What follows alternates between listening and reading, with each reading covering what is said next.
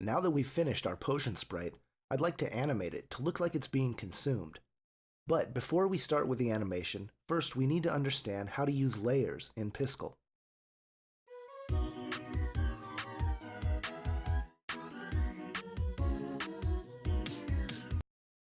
Here's the potion we created in the first few tutorials.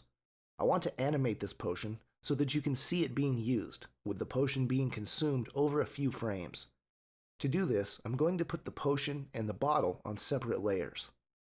An easy way to think of a layer is like a clear sheet of paper. You can draw on the sheet and then place another sheet on top of it. Since they're clear, you'll still be able to see the bottom sheet's art, and you'll be able to draw on the top sheet without altering what's underneath. The layers stack on top of each other, combining together to create the final image. The Layers panel is on the right side of the screen. Right now, we have one layer, called Layer 1. We can add another layer on top of that by pressing the plus sign, create a new layer. That places a new layer on top of the stack. You can reorder them by pressing these arrows, move layer up and move layer down. We can also edit the layer's name with this button. I'll set the bottom layer to be called Bottle, and the upper layer to be called Potion. This next button allows you to merge a layer with the layer directly below it. If you do this, you will lose any pixels on the bottom layer that are behind pixels on the top layer. The pixels on the top layer will replace the pixels on the bottom layer. You can also delete a layer with the X, delete selected layer. Last, you can change the opacity of a layer by clicking on this 1A icon. Once we get to the layers setup, I'll show you an example of the opacity. I want to cut the red potion out of the bottle layer and paste it into the potion layer. Let's continue exploring the tools that Piskel offers to see how we can do that. We need to select all of these red pixels, so the first option we have is the Shape Selection tool, which you can find here, or just press the Z shortcut. The Shape Selection tool selects all pixels of the same color that share at least one side.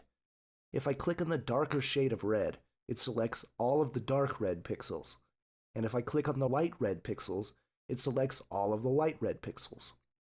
That won't work for this example. We need to select both the dark and light red pixels. The next option is the Rectangle Selection tool, which you can find here, or just press the S shortcut. With the Rectangle Selection tool, you can drag a rectangle area out, which will select all pixels underneath. But because of the shape of this potion, we can't select all of the pixels at once. Unless we select some of the outline, we either have this single line on the top or two lines on each side, which we can't select. So the Rectangle Selection tool won't work either.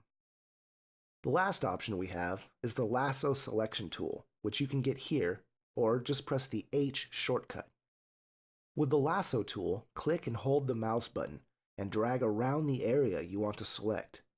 You can drag around the edges and easily select an irregular shape. Now I have the entire potion area selected. I can cut it and paste it on the potion layer. If I click between layers, the active layer is visible, while any other layer's opacity is lowered. This is only the case when creating your sprite. If you notice, in the upper right side, this is the actual preview, and the bottle and the potion are both fully opaque. This is what the sprite will look like when you save it. If you actually want to change the opacity of a layer, you can click here on the 1A to the right of the layer name. Here, the opacity is set on a scale of 0 to 1, with 0 being transparent and 1 being fully opaque. To set the opacity to 50%, you would set this value to 0.5. For 25%, you'd set it to 0.25. Notice in the sprite preview, the potion is transparent now. I'll set it to 0 for now, so it's fully transparent. Go ahead and select the bottle layer. Now, you can see the area where the potion was that needs to be shaded in.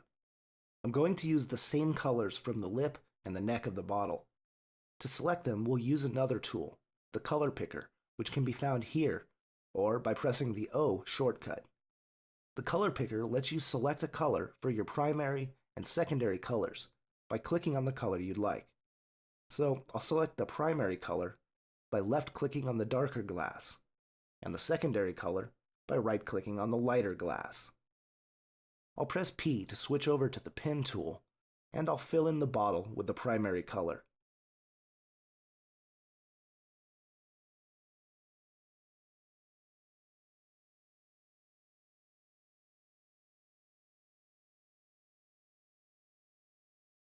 And then the rest with the secondary color.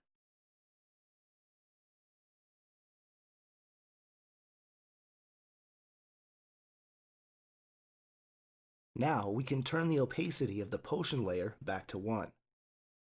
At this point, we have two finished layers, the bottle layer and the potion layer.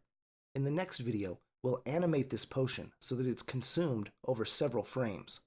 As it's consumed, it will reveal the empty bottle on the bottom layer.